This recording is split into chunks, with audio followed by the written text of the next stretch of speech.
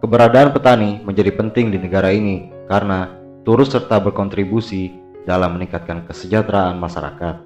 Selain padi, Indonesia juga terkenal dengan hasil bumi lainnya seperti karet, sawit, pisang, jagung, tembakau, cengkeh, kopi, tebu, dan masih banyak lagi lainnya. Tapi di masa sekarang, kita melihat bahwa keadaan para petani di Indonesia justru semakin memburuk dari waktu ke waktu. Ada banyak faktor yang mempengaruhi, seperti gagal panen, harga jual hasil panen yang anjlok, tingginya biaya produksi, semakin rusaknya tanah, kelangkaan pupuk, dan lain-lain. Hal ini juga yang menjadikan profesi petani sudah jarang diminati oleh para generasi muda. Mereka justru lebih memilih untuk menjadi buruh di pabrik-pabrik, menjadi kuli bangunan, pegawai, dan sebagainya. Selain berbagai masalah tersebut, ada satu masalah yang juga sangat serius, yaitu tentang kesuburan tanah di Indonesia. Apa penyebabnya? Salah satu yang mengambil peran cukup besar adalah pupuk kimia, butiran-butiran magic yang secara instan dapat menyuburkan tanaman. Sepintas, paradigma ini terasa benar, tapi fakta yang terjadi adalah pupuk kimia merupakan aktor utama dari rusaknya tanah-tanah subur di negeri Nusantara. Mengapa ini bisa terjadi? Karena pupuk kimia adalah settingan global yang sudah dirancang sedemikian rapi untuk mengontrol petani di seluruh dunia, termasuk di Indonesia. Kita memang dipaksa untuk candu dengan produk ini, karena dengan skenario ini, maka otomatis akan ada segelintir orang yang mendapatkan keuntungan sangat besar dari sistem ini. Siapa mereka? Bagaimana cara membuktikannya? Kita akan bahas dalam video ini. Walaupun sebenarnya saya juga ingin menyertakan pestisida, bibit hibrida, dan kodeks alimentarius dalam pembahasan kali ini, tapi karena mempertimbangkan konsentrasi penonton, maka pembahasan kali ini hanya difokuskan pada satu titik saja yang memegang peran paling vital bagi petani, yaitu pupuk, agar penonton lebih mudah memahami video ini. Sementara untuk pestisida, bibit hibrida, dan kodeks alimentarius akan kita bahas di kesempatan-kesempatan berikutnya. Mari kita mulai.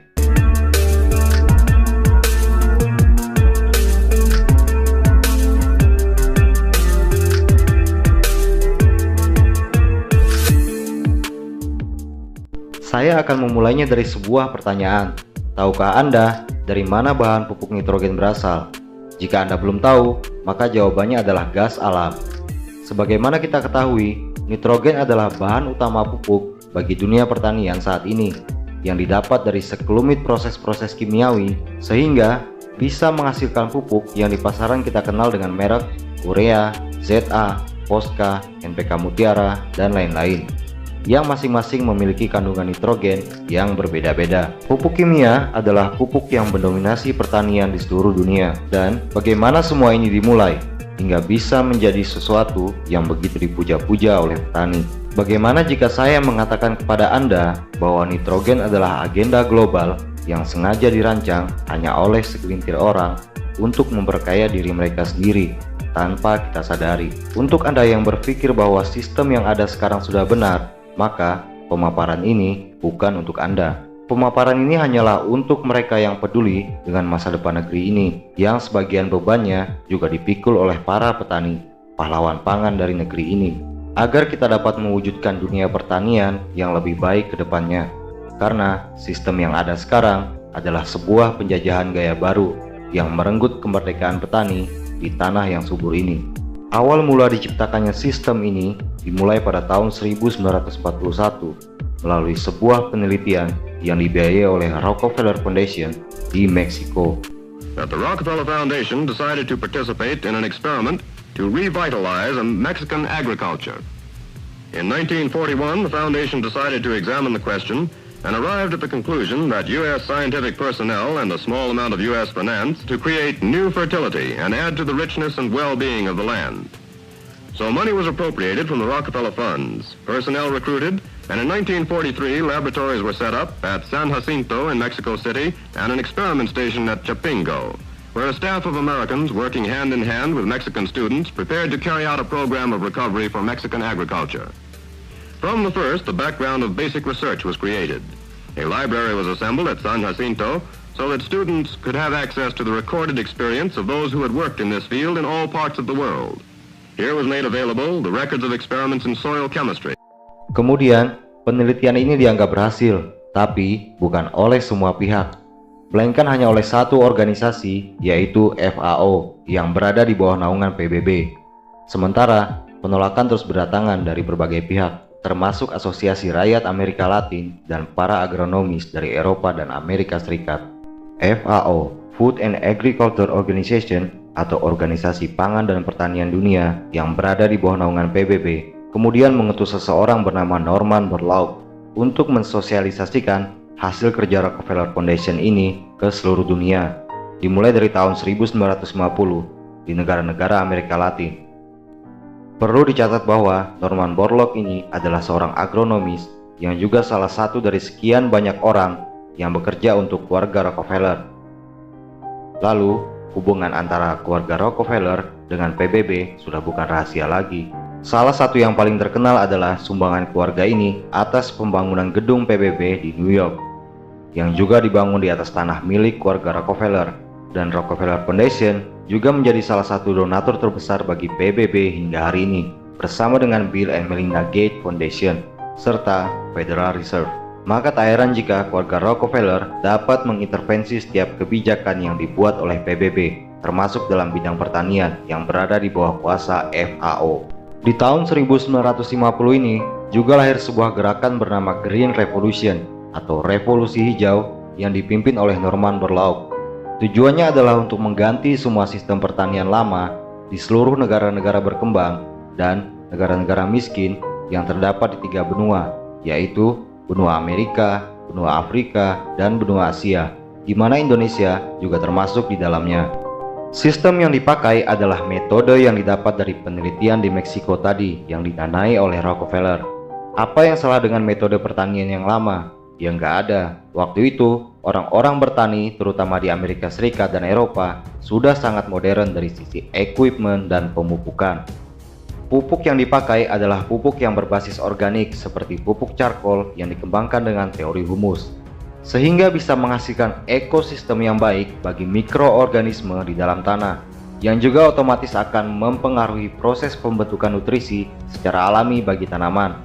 Tapi, metode pertanian seperti itu jelas tidak menguntungkan bagi para elit, karena mereka tidak mungkin bisa mengontrol para petani. Untuk itu, harus dibuat sistem baru yang dibungkus dengan tema Revolusi Hijau. Keluarga Rockefeller merupakan pendana terbesar dari Green Revolution, bahkan saat Revolusi Hijau ini sampai ke Indonesia dengan nama BIMAS atau Bimbingan Masyarakat di tahun 1965. Kenapa keluarga Rockefeller begitu gencar mendanai Green Revolution? Kita sama-sama sudah tahu jawabannya, motivasi bisnis. Karena keluarga Rockefeller adalah penguasa 90% bisnis minyak dan gas di seluruh dunia, lewat berbagai perusahaan dan anak perusahaan yang mereka kontrol. Karena jika Anda ingin memproduksi pupuk kimia berbahan nitrogen, maka Anda harus membeli gas bumi dari perusahaan-perusahaan swasta atau gas industri. Sebagaimana kita ketahui, nitrogen adalah pupuk wajib bagi semua sektor pertanian di masa sekarang, sekaligus menjadi senjata paling merusak bagi tanah, yang artinya akan terus ada peningkatan penggunaan pupuk dari waktu ke waktu agar tanah pertanian tetap dapat digunakan. Coba Anda pikir, lahan pertanian di Indonesia katanya menyusut 60.000 hektar setiap tahun karena alih fungsi lahan dan lain-lain. Tapi, penggunaan pupuk kimia justru semakin meningkat setiap waktu, baik itu pupuk bersubsidi maupun non-subsidi, yang artinya, sadar atau tidak, dosis pupuk kimia yang diberikan ke tanah terus meningkat.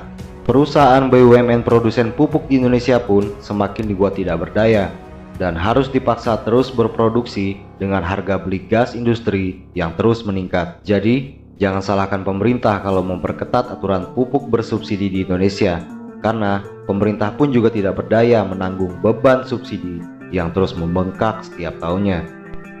Kembali ke medio tahun 1950-an, PBB melalui salah satu badan organisasinya yaitu FAO mengeluarkan mandat bagi setiap anggotanya, di mana Indonesia masih termasuk di dalamnya, sebelum sempat keluar pada tahun 1965 untuk membangun pabrik pupuk kimia khususnya di negara-negara yang dikategorikan miskin dan berkembang. Tentu saja dengan aliran dana segar berupa utang luar negeri. Di Indonesia sendiri, pembangunannya terlaksana pada tahun 1959 dan mulai beroperasi pada tahun 1962 dengan nama Pusri atau Pupuk Sriwijaya Palembang, tepat 3 tahun sebelum Revolusi Hijau atau BIMAS masuk ke Indonesia. Hal ini tentu saja membawa angin segar bagi Chevron, salah satu perusahaan milik Rockefeller yang beroperasi di Indonesia sejak tahun 1924. Karena kebijakan internasional yang mewajibkan setiap produksi pupuk kimia berbahan dasar gas harus diproduksi dengan gas industri yang diproduksi oleh perusahaan swasta, sebuah sistem yang berjalan sempurna. Belakangan ini, Chevron mulai mengurangi produksi gasnya dan lebih fokus dengan minyak bumi, dikarenakan banyaknya pro kontra di dalam negeri. Monopoli gas industri di Indonesia kemudian diambil oleh BP Tangguh, anak perusahaan dari British Petroleum, yang merupakan bagian dari Seven Sister Oil Company yang dikontrol oleh Rockefeller Connection. Tidak susah mencari kecocokan di antara perusahaan-perusahaan migas multinasional ini jika Anda mau melakukan riset. Saya tak perlu sebutkan satu persatu, tapi jika diperhatikan secara seksama, bahkan seluruh kontraktor migas swasta di Indonesia semuanya berada dalam satu jaringan yang sama, yaitu Rockefeller Connection. Kembali ke Green Revolution yang secara masif dimulai di negara-negara benua Asia dan Afrika di medio tahun 1960 sampai 1980. Setelah puluhan tahun diterapkan, nyatanya memberikan banyak dampak buruk bagi tanah. Petani dipaksa terus-menerus harus menggunakan pupuk kimia jika ingin panen, sebuah candu yang sudah dirancang dengan sangat baik. Belum lagi masalah-masalah lain yang lebih kompleks seperti hama, penyakit, dan lain-lain. Sepintas memang Green Revolution memberikan dampak yang baik bagi pertanian. Hal ini dibuktikan dengan setiap negara yang menerapkan sistem ini pasti pernah mengalami swasembada pangan paling tidak sekali. Tapi selanjutnya, kualitas dan kuantitas pertanian justru semakin memburuk. Contoh paling parah dari penerapan revolusi hijau terjadi di negara-negara Hindustan seperti India, Pakistan, Sri Lanka, dan Bangladesh, yang tanah pertaniannya sudah berada di level kritis selama 1 dekade terakhir karena penggunaan pupuk kimia yang sudah tidak terkontrol. Di Indonesia memang petaninya belum banyak yang teriak karena rata-rata tanahnya masih subur dan pupuk juga masih disubsidi pemerintah. Tapi di negara Hindustan, tanahnya sudah masuk ke level yang sangat parah. Bahkan di Pakistan, hampir semua aktivitas mikroorganisme di dalam tanahnya masuk ke tahap yang memprihatinkan. Saat sudah sampai di level seperti ini, baru petaninya teriak. Tanahnya sudah rusak, subsidi pupuk di sana pun dicabut, yang artinya petani harus beli pupuk hingga 5 kali lipat lebih mahal dari harga saat masih disubsidi. Belum lagi ditambah dengan hasil panen yang tidak mampu menutupi biaya produksi dan lain-lain. Waktu tahun 1990, seorang wanita yang merupakan aktivis lingkungan dan anti-globalis bernama Vanda Nasifa dengan berani menyatakan di forum-forum publik Hindustan bahwa Green Revolution adalah jebakan iblis yang harus dihindari oleh semua orang, khususnya petani. Tapi orang-orang di sana pada ketawa. Perempuan ini dihujat habis-habisan, bahkan begitu dibenci karena dianggap kolot dan tidak bisa menerima modernisasi. Tapi 20 tahun kemudian, orang-orang baru mulai sadar bahwa yang dikatakan Vandana 20 tahun sebelumnya semuanya benar dan akhirnya terjadi. Walaupun sadarnya rakyat ini mungkin sudah agak terlambat. The Green Revolution was first implemented in Punjab. That changing the seeds and adapting them to chemicals.